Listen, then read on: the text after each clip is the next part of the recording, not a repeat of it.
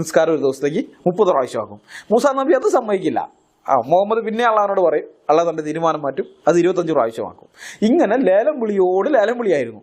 ലേലം വിളിച്ച് അവസാനം 5 എണ്ണത്തെ കൊണ്ടുവന്ന് ഉറപ്പിച്ചു. ഒരു പ്രാവശ്യം കൂടി ഒന്ന് ലേലം വിളിച്ചിരുന്നെങ്കിൽ ഒരു പക്ഷേ ഈ 5 നേര നിസ്കാരവും ഒഴിവായേനെ. അത് ചെയ്തിരുന്നെങ്കിൽ മുസ്ലിങ്ങൾക്ക് മാത്രമല്ല, നമുക്ക് അമുസ്ലിങ്ങൾക്കും അതൊരു ഗുണമായേനെ. കാരണം 5 നേരം ഇങ്ങനെ കോളാമ്പിയിലൂടെ അലറി വിളിക്കുകയല്ലേ, അള്ളാഹു വലിയ എന്നും പറഞ്ഞിട്ടുള്ള ആ അലറി വിളിക്കലൊക്കെ ഒന്ന് കേൾക്കാതിരിക്കാമായിരുന്നു. ഏതായാലും ഇവിടെ നമ്മൾ കാണുന്നത് എന്താണ്? അള്ളാഹു തൻ്റെ തീരുമാനം പലവട്ടം മാറ്റുന്നു എന്നുള്ളതാണ്.